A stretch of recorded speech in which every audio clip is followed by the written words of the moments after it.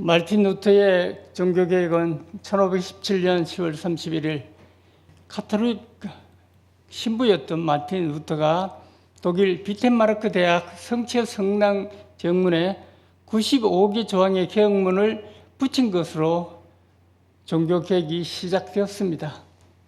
그 종교개혁의 3대 원리는 첫 번째는 오직 성경, 솔라 스크립트라고 얘기했고, 이 말씀은 이제 하나님의 말씀으로 돌아가자, 그런 의미였고, 둘째로는 두 번째 원리로 오직 은혜, 솔라 그라시아, 세 번째로는 오직 믿음, 솔라 피데, 이런 세 가지의 그 캐치프레이즈 아래서 시작을 했는데, 이때 이 마르틴 루터가 가장 은혜를 받은 말씀이고 도전을 받은 말씀이 로마서 1장 17절 오직 의인은 믿음으로 말미암아 살리라 하는 말씀에 근거된 그런 종교개혁을 가져온 것이죠.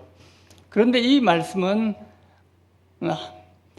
하박국 2장 4절에서 말씀을 인용한 것인데, 그 뉘앙스를 살려가지고 다시 번역한다 그러면은 믿음으로 말미암는 의인은 살리라 라는 말씀에 기초하였던 것이죠. 로마서 1장 17절 복음에는 하나님의 의가 나타나서 믿음에 이르게 하나니 기록된 바 오직 의인은 믿음으로 말미암아 살리라 한것 같다, 이런 말씀과 4장 3절에서는 성경이 무엇을 말하느냐, 아브라함이 하나님을 믿음에 그것이 그에게 의로 여긴 바 되었고 일하는 자에게는 그 삭시 은혜로 여겨지지 아니하고 보수로 여겨지거니와 이를 아니할지라도 경건하지 아니한 자를 의롭다 하시는 일은 믿는 자에게 그의 믿음을 의로 여기시나니, 이란 것이 없이 하나님의 의로 여기심을 받는 사람의 복에 대해서 다윗이 말한 바, 불법이 사함을 받고 죄가 가려움을 받는 사람은 복이 있고 주께서 그 죄를 인정하지 아니할 사람은 복이 있도다 한것 같으니라. 오늘의 이 주제의 말씀인데, 이 말씀을 통해서 우리가 오늘 한번 은혜 말씀을 상고하고자 하는데, 이 로마서의 기록자인 바울은 히브리식 이름, 아람어식 이름은 사울이라고, 그 의미는 큰 자라는 의미를 갖고 있고, 또 바울이라는 이름은 로마식 이름으로 작은 자라는 의미가 있는 것이죠. 이 이름의 그 의미를 가지고 왕왕 사울이 개정 후에 바울로 바뀌었다고 하는 그런 말을 왕왕 들을 수가 있습니다.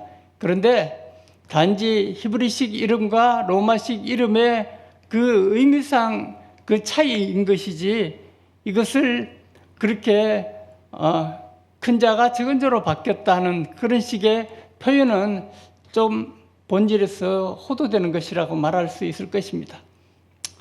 때로는 이 성경에서 그 이름은 중요한 의미를 갖고 있는데, 그 의미가 때로는 그 사람의 그 미션을 표현하기도 하고, 그 의미가 우리의 그 성경에서 말하는 앞날을 예고하는 그런 선언적인 그런 요소가 또 있다. 그 한 예를 들어서 잠깐 말씀을 나눠본다면은, 창세기에 무두셀라라는 그 인물이 있습니다. 969세를 살았다고 그러죠. 그 이름이 주는 의미는 그가 가면 심판을 오리라. 이 이름이 말해주듯이 무두셀라가 홍수가 시작될 때 생존했다는 사실을 말해주기도 합니다. 또 다른 한 예로 우리가 구약에서 빼놓을 수 없는 인물인 모세인데, 애굽식 이름의 그 의미는 물에서 건져내었다, 건져낸 자, 이런 의미가 있지만 히브리식 이름의 의미에는 물에서 건져낼 자라는 의미가 있는 것입니다. 그래서 이 모세가 역사적으로 이 사건에서 미션을 제시하고 있는 것이죠. 그야말로 이스라엘을 건져낼 그런 미션을 포함된 그런 이름이라고 말할 수 있을 것입니다. 그래서 이 성경에서의 그 이름이란 것은 굉장히 그 의미에 대해서 정확한 우리가 인식을 가지고 또 한번 접근해 보는 것이 중요하다. 이런 것을 생각해 볼 수가 있는 것이죠.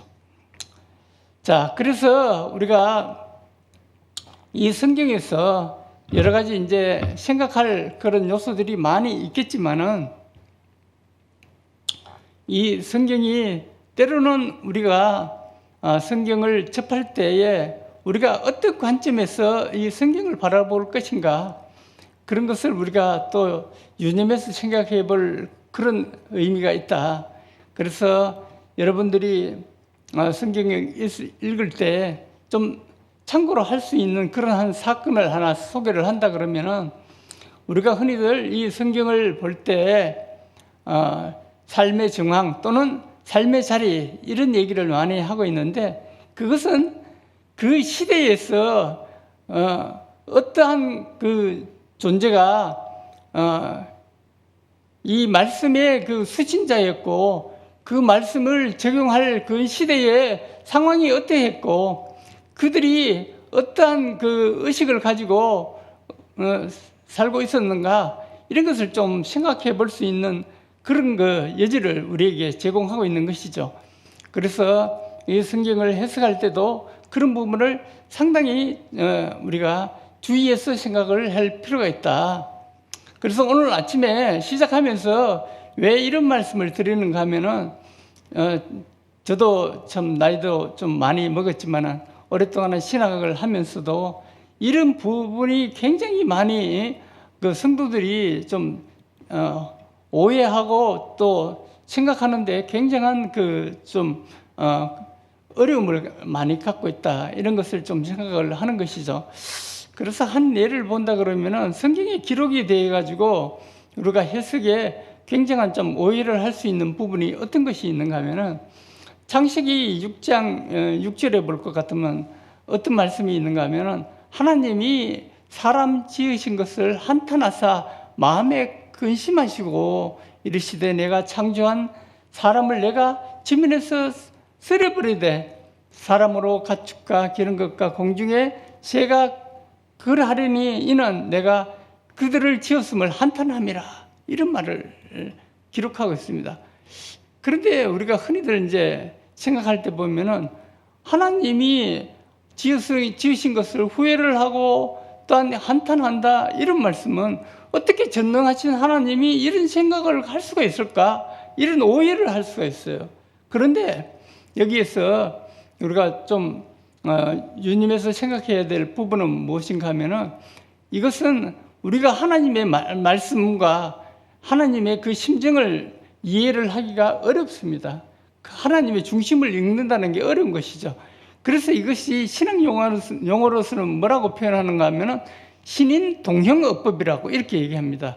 결국은 하나님께서 인간의 그 언어를 빌려서 인간의 감정과 생각과 그 사상에 합당한 그런 이해하기 쉬운 말로 표현을 하니까 하나님이 후회를 하고 한탄하고 그렇게 한다고 표현하는 것이죠.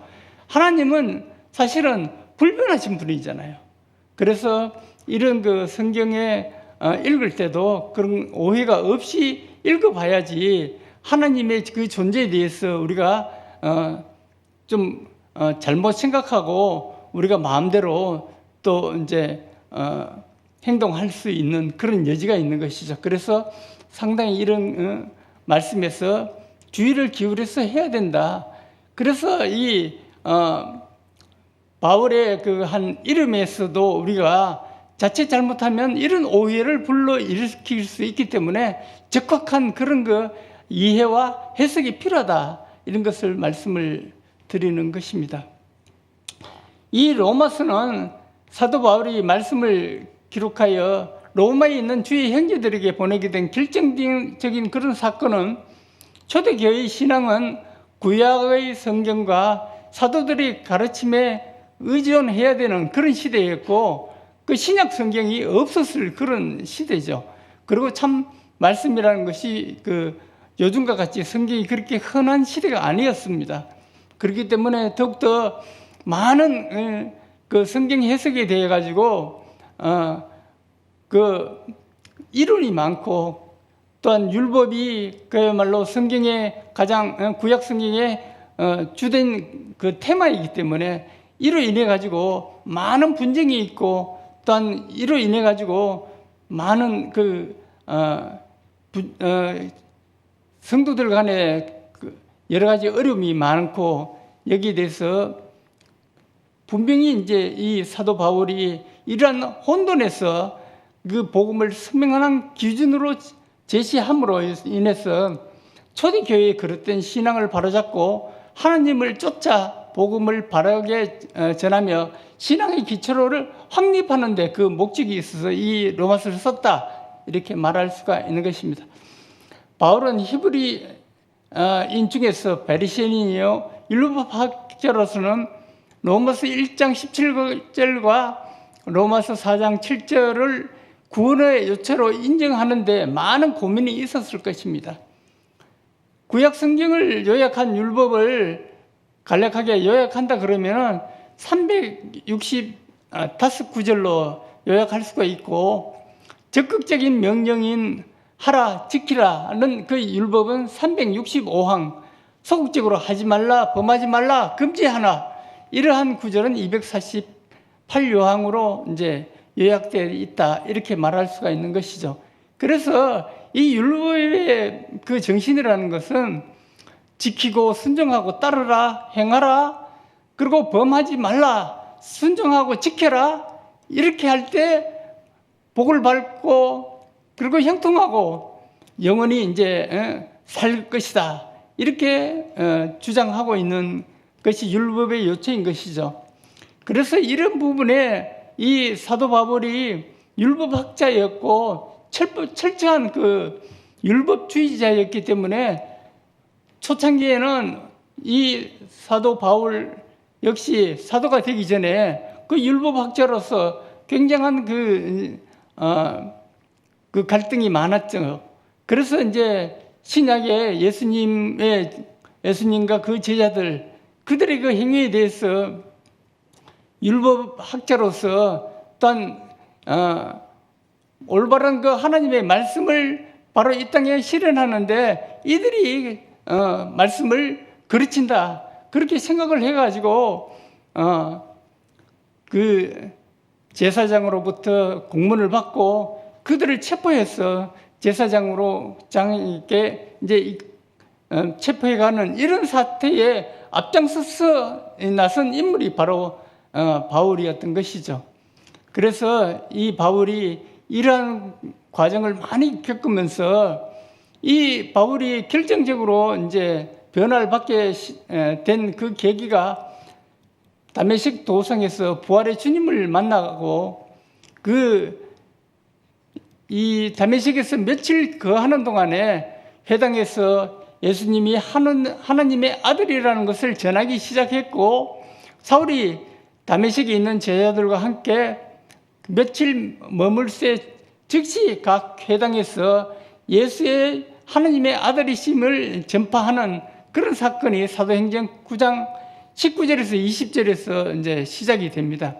그러자 이 바울이 다메섹에 온 이유를 아는 그 많은 유대인들이 크게 놀라게 되는 것이죠. 그들은 자신들의 눈앞에서 일어나는 바울의 행동을 믿을 수가 없었던 것이죠. 듣는 사람이 다 놀라 말하되 이 사람이 예루살렘에서 그 이름을 부르는 사람을 잔해하던 자가 아니냐. 여기에 온 것도 죄를 결박하여 대제사장에게 끌어가고자 함이 아니냐 하더라. 이 말씀이 사도행전 9장 21절에 기록을 하고 있죠. 그러니까 이때까지만 하더라도 바울은 철저한 율법주의자로서의 그 열정을 다 실천하고 있었던 것이죠. 그래서 이 바울이 구원받기 전에는 그는 기독교의 본질을 거절했습니다. 즉 하나님이 인간이 되셔서 이 땅에 오신 것. 그러나 그가 예수님을 만나고 믿고 난 후에 그는 전에 반대했던 복음의 메시지를 전하기 시작한 것입니다. 그는 전에는 예수 그리스도를 믿는 사람들을 핍박했지만은 이제는 자신이 그리스도인이 되어서 영혼들에게 복음을 전파하기 시작한 것이죠. 바울은 다메섹에서 복음을 전한 후에 아라비아에서 수년을 지내게 됩니다. 또 나보다 먼저 사도된 자들을 만나려고 예루살렘으로 가지 아니하고 오직 아라비아로 갔다가 다시 다메섹으로 돌아갔노라. 이 갈라디아서 1장 17절에서 바울의 그 행적에 대해서 기록을 하고 있습니다. 성경학자들은 사도행전 9장 21절과 22절 사이에는 약 2년 내지 3년간의 그 시차가 있다고 얘기를 하고 있습니다. 왜냐하면 갈라디아서 1장 17절에서는 그가 즉시 아라비아로 갔다고 기록하고 다시 다메섹으로 돌아갔다고 주장하고 있는 것이죠. 그래서 바울이 아라비아에 어디에서 머물러 있었는지는 성경에서 기록은 하고 있지 않습니다. 그러나 이 경과를 볼 것 같으면은 이 아라비아라는 곳의 그 배경이 어떤가 하면은 모세는 아라비아에 있는 시내산에서 십계명과 율법을 받았습니다. 모세가 이스라엘 백성을 애굽에서 인도한 후에 하나님은 그들을 시내산으로 인도했습니다. 이곳에서 모세는 율법을 받게 되는 것이죠. 바울은 평생에 율법의 규율을 지킴으로 구원을 받고 하나님의 의를 얻는다고 믿고 있었습니다. 그런 자신의 경험을 바탕으로 빌립보서에서 이렇게 고백하고 있습니다. 그러나 나도 육체를 신뢰할 만하니 만일 누구든지 다른 이가 육체를 신뢰할 것이 있는 줄 생각하면 나는 더욱 그리하리니 나는 8일 만에 할례를 받고 이스라엘의 족속이요 베냐민의 지파이요 히브리인 중에 히브리인이요 율법으로는 바리새인이요 열심으로는 교회를 핍박하고 율법의 의로는 흠이 없는 자로 이렇게 빌립보서 3장 4절에서 6절까지 자기의 그동안의 경로를 간단하게 그 이력을 설명을 하고 있습니다. 그는 아라비아에 있을 때에 복음 진리에 대해서 더 잘 이해했다 이렇게 볼 수가 있습니다. 그러므로 그가 갈라디아서를 기억하며 율법을 감에게 비유하면서 그리스도 안에 있는 우리의 자유를 설명하고 있습니다. 믿음이 오기 전에 우리가 율법 아래 매인자가 되고 계시될 믿음의 때까지 갇혀느니라 이렇게 설명하고 있습니다. 이게 갈라디아서 3장 23절에서 기록을 하고 있고 우리가 예수 그리스도를 믿는 믿음을 얻기 전까지는 모두가 율법 아래 매인바 되었던 것이죠. 그러나 이제 그리스도를 믿는 믿음 안에서 자유함을 누리게 되었습니다. 그러므로 하나님께서는 바울에게 은혜의 복음을 가르치기 위해서 율법이 처음으로 기록되었던 이 아라비아로 인도해서 거기에서 모세가 그랬듯이 이 바울도 이 아라비아에서 머문 대체로 한 3년 그동안에 이 자기가 짧은 기간에 겪었던 모든 그 지난 날들을 되돌아보면서 어떻게 이제 하나님이 자기에게 주신 그러한 그 은혜의 그 미션이 무엇인가를 깊이 생각하고 여기서 깊은 깨달음이 있었다. 이렇게 우리는 짐작을 할 수가 있는 상황이죠. 예수님의 12 제자들은 예수님이 갈릴리와 유대로 다닐 때에 예수 그리스도를 3년 반이나 따르며 배웠습니다. 그들은 예수의 가르침을 통해서 예수 그리스도가 성경에 예언된 참된 메시아며 그분을 믿는 믿음으로 구원을 얻게 됨을 배웠습니다. 요한복음 3장 16절 이하에서 예수님은 자신의 하나님 됨을 증거하기 위해서 기적을 베푸시는 것을 예수님이 제자들이 목도했고 제자들은 예수 그리스도의 죽음과 부활을 또한 목도했습니다. 예수님이 승천하실 때에 모든 족속으로 제자를 삼으라는 지상 명령을 직접 받은 그 제자들이기도 했습니다. 그래서 그들은 예루살렘에 거하면서 성령의 또한 임재도 목도했고 그러한 상경험들이 있었습니다. 그러나 바울은 그러한 경험이 없었었죠. 그러나 바울은 그리스도가 하늘로 승천하시고 오순절이 성령이 임했으며 교회가 급속한 성장을 경험하는 와중에 구원을 받고 사도로 부름을 받았습니다. 바울은 자신이 예수님을 믿는 성도들을 핍박했기 때문에 다른 사도들과 같은 사도로 부르시는 것을 하나님의 은혜로 충분히 이해하지 못했던 것이죠. 그래서 바울은 고린도서에서 이렇게 기록하고 있습니다. 나는 사도 중에 지극히 작은 자라 내가 하나님의 교회를 핍박하였으므로 사도로 칭함을 받기에 합당치 못한 자라. 그러나 나의 나된 것은 하나님의 은혜로 된 것이니 내게 주신 그의 은혜가 헛되지 아니하여 내가 모든 사도보다 더 많이 수고하였으나 내가 아니요 오직 나와 함께 하신 하나님의 은혜로라 라고 고린도전서 15장 9절 10절에서 고백하고 있습니다. 자, 그러면 이러한 사도 바울이 이런 깨달음을 받고 이 로마서를 기록했는데 그 일생 동안에 이제 율법학자로서 어떤 그리스도를 믿는 그리스도인들을 핍박하고 그들을 체포하고 그러는 그 과거를 이제 새로운 말씀으로서 이제 무장하게 되고 거듭나게 되고 그러면서 이 로마서를 기록했을 때 이 자기가 깨달은 그 율법과 이 은혜와의 관계를 어떻게 요약을 하고 있는지 한번 말씀을 통해서 한번 살펴보도록 하겠습니다. 율법의 첫 번째로 율법의 효과라는 것은 행하는 자가 의인이라. 로마서 2장 13절에서 하나님 앞에는 율법을 듣는 자가 의인이 아니요 오직 율법을 행하는 자라야 의로움을 받는다. 그리고 28절에는 표면적 유대인이 아니요 표면적 육신의 할례가 아니라.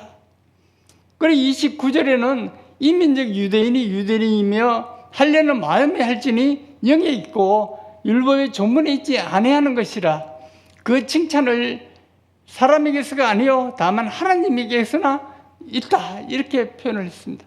두 번째 율법은 그 기능이 죄를 깨닫게 한다고 말하고 있는데 3장 20절에 보면은 율법의 행위로 그의 앞에 의롭다 하심을 얻을 육체가 없나니 율법으로는 죄를 깨달음이라 이렇게 말했고, 그런데 이 율법은 3장 23절에서는 모든 사람이 죄를 범하였음에 하나님의 영광에 이르지 못하느니, 이 율법은 철저하게 우리가 그 율법을 깨닫게 되는 그 순간에 우리는 더욱더 이제 죄인이라는 것을 굳게 깨달을 수밖에 없다. 세 번째로서는 이 율법은 또한 굳게 세우는 그러한 공효를 갖고 있는데 3장 31절을 보면은 우리가 믿음으로 말미암아 율법을 파기하느냐? 그럴 수 없느니라. 도리어 율법을 굳게 세우느니라. 그 다음 율법의 네 번째의 그 역할은 보면은 범법을 얘기를 하고 있는데 4장 14절에는 만일 율법에 속한 자들이 상속자이면 믿음은 헛것이 되고 약속은 파기되었다 이렇게 말하고 있어요.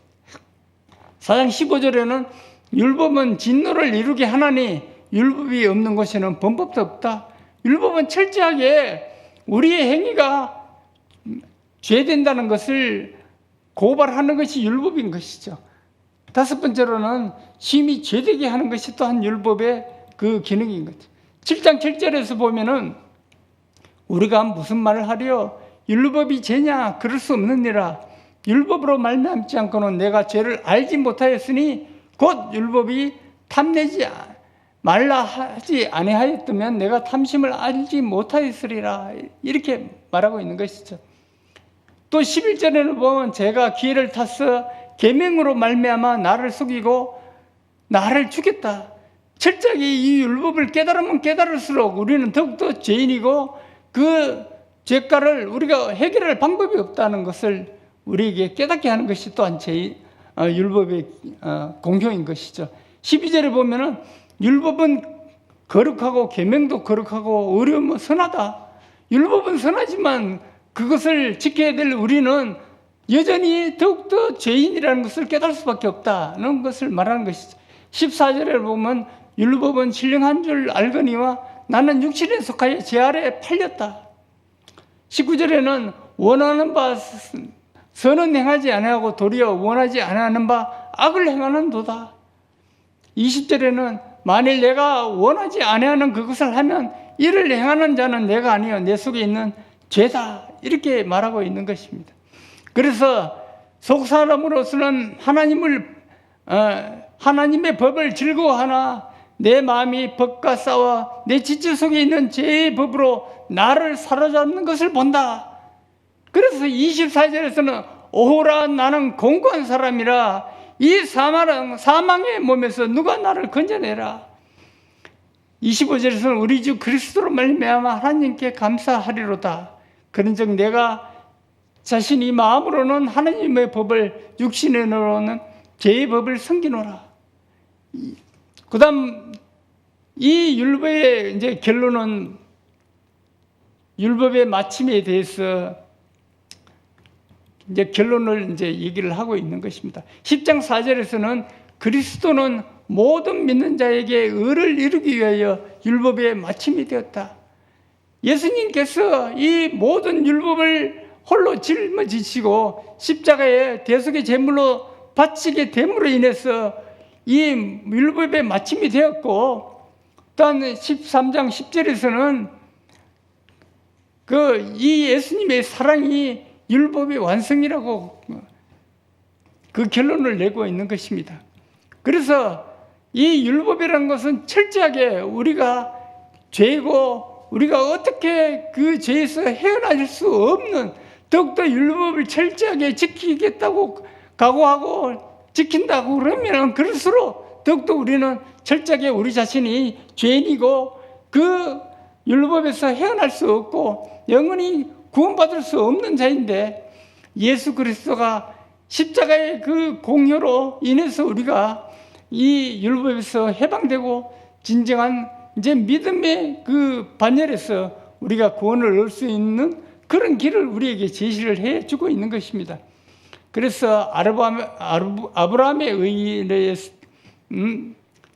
이 사도 바울이 또한 인용을 하고 있는데 4장 1절에 보면은 우리 조상 아브라함이 무엇을 얻었다 하리요? 만일 아브라함이 행위로 의롭다 하심을 받았으면 자랑할 것이 있으려니와 하나님 앞에는 없느니라.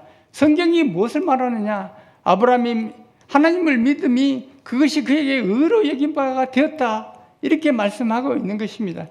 그래서 이 아브라함이 이 행위로 인함이 아니고 할례를 받기 이전인 창세기 15장 6절에서 아브라함이 하나님을 믿음이 그 의로 여긴 바가 되었다. 이 할례라는 것은 17장에 나오잖아요. 그러니까 할례 이전에 하나님은 이 아브라함이 그 하나님을 믿는 그 믿음으로 인해서 의로 여긴 바가 되었다. 이런 것을 우리에게 율법 이전에 정말 하나님의 의로 우리가 구원받은 백성임을 깨닫게 해주는 것이죠. 그리고 오늘 읽은 본문에서 4장 7절 8절의 이 말씀은 시편 32편 1절 이하에서의 다윗의 시에서 인용을 하고 있는 것인데, 거기서 이제 로마서 4장 4절의 이하를 한번 볼 것 같으면, 일하는 자에게 그 삭시 은혜로 여겨지지 아니하고 보수로 여겨지거니와 일을 아니할지라도 경건하지 아니하는 자를 의롭다 하시는 이를 믿는 자에게 그의 믿음을 의로 여기나니 일한 것이 없이 하나님께서 의로 여기심을 받는 사람의 복에 대하여 다시 말한 바, 불법이 사함을 받고 죄가 가려짐을 받는 사람은 복이 있고 주께서 죄를 인정하지 아니할 사람은 복이 있도다 한것 같으니라. 이 말씀은 철저하게 율법에서 우리가 진정 해방되었을 때에 그러한 모든 것을 흑판에 모든 쓴 것을 지우개로 지워주듯이 우리의 모든 죄악을 깨끗이 지어줄 수 있는 것이 무엇이냐? 바로 우리를 의롭다고 부르시고 우리를 믿음으로 여겨서 의로 받아주시고 그 불법을 가려주고 또한 죄를 가려주고 이러한 우리를 그야말로 복 있는 사람이고 인정하시는 그 하나님의 은혜, 그 믿음의 의가 우리가 진정한 이 구원의 백성으로서 살 수 있는 그러한 여지를 우리에게 제시해주고 있는 것이죠. 그래서 또한 할례와 의에 대해서도 4장 9절에는 그 복이 할례자에게냐 또한 무할례자에게냐 무릇 우리가 말하기를 아브라함에게는 그 믿음이 의로 여겨졌다 하노라. 이 말씀은 할례가 17장인데 할례가 행해지기 이전에 이미 15장 6절에 아브라함이 그 믿음으로 의롭다가 일컬어 주신 거예요. 그러니까 할례라는 것은 하나의 의식의 행동이고 그 고백에 지나지 않는 것이지 그것이 우리를 자유롭게 하는 의로해 주는 요소가 아니라는 것을 우리에게 다시 한번 말하는 것이죠. 그래서 복음은 예수 그리스도의 죽음과 장사 그리고 부활의 메시지일 뿐만 아니고 예수 그리스도를 믿는 자는 모두가 그리스도 안에서 하나가 되는 것입니다. 너희가 다 믿음으로 말미암아 그리스도 예수 안에서 하나님의 아들이 되었으니 누구든지 그리스도와 합하여 세례를 받은 자는 그리스도를 옷 입는 일이라. 너희는 유대인이나 헬라인이나 종이나 자유자나 남자나 여자나 없이 다 그리스도 안에서 하나라고 갈라디아에서 또한 말씀하고 있고 예수 그리스도를 믿는 자는 유대인이나 이방인이나 하나가 되는 것이고 하나님께서는 신약 시대에 교회를 통해서 역사하시며 하나님 나라를 세워가시는 것입니다. 바울은 로마의 그리스도인들에게 서신을 보내면서 그리스도인의 그 변화에 대해서 분명히 언급하고 있습니다. 우리는 하나님의 사랑과 은혜로 말미암아 죄로부터 구원을 받고 예수 그리스도를 믿는 믿음으로 의롭게 되었습니다. 예수 그리스도 안에서 구속으로 말미암아 하나님의 은혜로 값없이 의롭다 하심을 얻은 자가 되었다. 로마서 3장 24절에서 선포가 있는 것이죠. 우리는 예수 그리스도를 믿는 믿음으로 의롭다 함을 얻은 자가 되는 것입니다. 사도 바울은 우리에게 더 나아가서 하나님께서 자신을 산제물로 드리며 변화를 받아 하나님의 뜻을 분별하라고 우리에게 권면하고 있습니다. 그러므로 형제들아 내가 하나님의 모든 자비하심으로 너희를 권하노니 너희 몸을 하나님이 기뻐하시는 거룩한 산제사로 드리라. 이는 너희의 드릴 영적 예배니라. 너희는 이 세대를 본받지 말고 오직 마음을 새롭게 함으로 변화를 받아 하나님의 선하시고 기뻐하시고 온전한 뜻이 무엇인지 분별하도록 하라. 로마서 12장 1절 2절에서 우리에게 당부를 하고 있는 것입니다. 사랑하는 형제자매 여러분, 우리는 오늘의 이 사도 바울이 그 율법학자로서 얼마나 많은 고민을 해갖고 그러한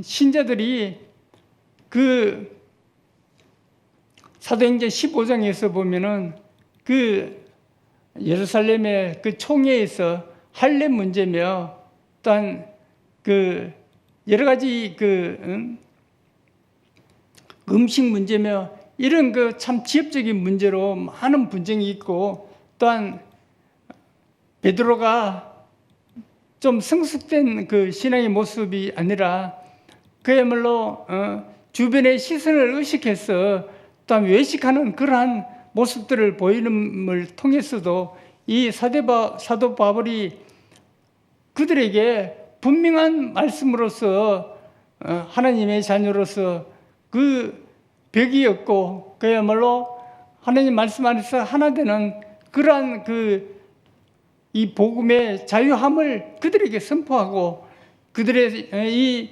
삶을 위해서 일생 동안에 그가 죄의 형제들을 핍박한 그 어려움으로 자기가 받을 그 율법에서의 자기의 고통을 나름대로 감내하면서 그러한 속에서도 그 미션을 수행하기까지 모든 그 고난을 감수하면서 그렇게 살아왔던 일생을 우리는 말씀을 통해서 볼 수가 있는 것입니다. 그러한 그 사도 바울이 이 로마서를 쓴 간절한 그 소망이 진정한 이 말씀을 통해 가지고 우리가 흔들리지 말고 오직 믿음으로 우리가 어렵게 되는 그러한 진리를 굳게 붙들고 우리가 하나님의 그 부름받은 성도로서 그 저마다의 주어진 그 미션을 잘 수행하면서 하나님의 나라를 위해서 또 형제들과 이 나라의 그 복음의 확장을 위해서 힘써 줄 것을 당부하면서 이 말씀을 기록했다는 것을 기억하시고 항상 그 사도 바울의 그 열정과 그 간절한 그 마음의 소망을 우리가 항상 감지할 수 있는 그런 예민한 영적인 그런 경성함을 가지고 여러분들이 이 말씀을 항상 상고해 주시기를 간절히 부탁합니다. 간절히 한번 기도드리겠습니다. 사랑의 하나님, 은혜를 감사합니다. 우리가 비록 연약하고 부족하고 주님 앞에 보잘것없는 존재들이지만 저희들을 향해서 거룩한 이름을 위해서 사용하게 주시고 우리에게 또한 주님의 거룩한 그 사명을 맡겨주신 것도 너무나도 감사하고 감사합니다. 이 일을 잘 감당할 수 있는 은혜를 주시고 능력을 주시고 또한 우리에게 그 비전을 주셔서 넉넉히 잘 감당하고 하늘의 세상의 끝날까지 우리가 이 사명 위에 불탈 수 있는 저희들로 삼아 주시옵소서. 주님께서 항상 도우시고 인도하시고 함께 하시는 그 사랑을 있기를 간절히 소망하고 구주 예수 그리스도 이름으로 간절히 기도드리옵나이다. 아멘. 감사합니다.